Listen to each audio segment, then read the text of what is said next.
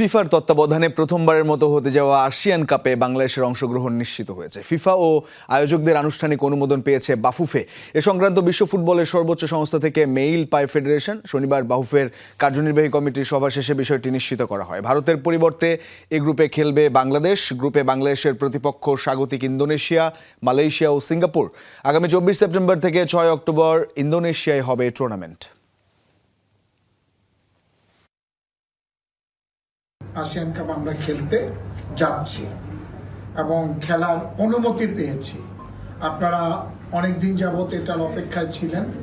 যেহেতু এটা FIFA related খেলা, আমরা যদি ফিফার কাছ থেকে ক্লিয়ারেন্স না পাই তার আগ পর্যন্ত তো আর আপনাদেরকে আমরা কোনো কিছু জানাতে পারি না। যার জন্য আমরা গতকালকে রাতেই এটার ক্লিয়ারেন্সটা পেয়েছি এবং কনফার্মেশনটা পেয়েছি।